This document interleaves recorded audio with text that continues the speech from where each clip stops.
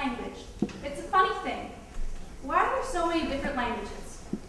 There are around 6,500 spoken languages around the world, and it's interesting to think how language develops separately all over the globe.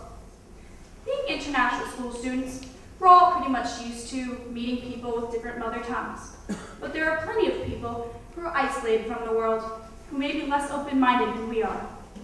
However, we, like these stationary Homo sapiens, are not impervious to stereotyping based on our nationalities and accents.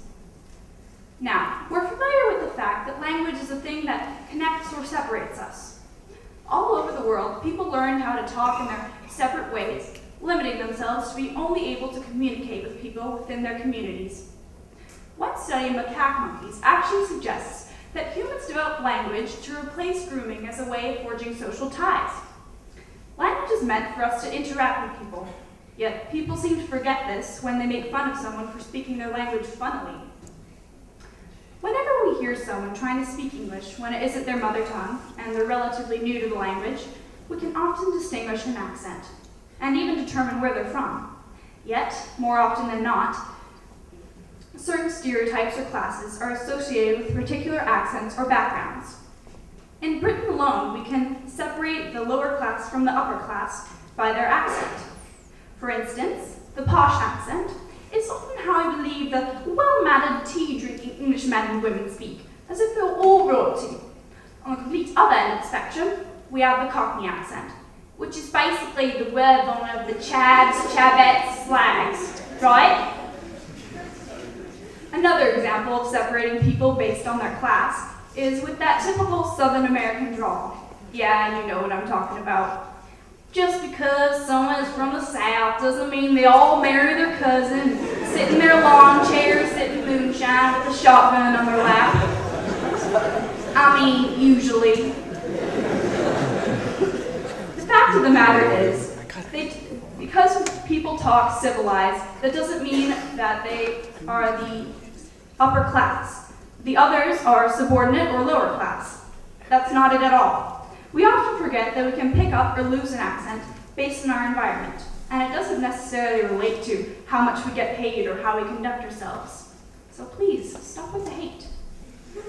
So yeah, you get it. We mentally separate people from the same country into different classes based on their accents, and thus we do the same thing with people from different countries. Of course, there are tons of people that aren't native English speakers, and their accents are hilarious, but why do we have to associate a particular trait with them? Okay, take Indians, for example. Namaste. They don't all work as deli owners like a poof from The Simpsons, nor are they all snake charmers, nor do they worship cows and the millions of gods day and night. Accents such as this can perpetuate stereotypes and leave many of us ignorant to the true nature of a population. Yeah, it's true that Germans often are very precise and organized, but they're not brutish, ugly people like the badly affected German accent suggests. Now, the icing on the cake of pretty much racist stereotypical accents, the Jamaican accent. Come on, man, do we really think all pot-smoking, voodoo-practicing Rastafarians? Now, I don't mean to offend anyone with me accents, because I'm really just proving a point. Man. How often do we hear an accent and immediately think of the stereotype and assume something about that person? Let's face it, stereotyping is easy and it's fast. It gives order to our complex society.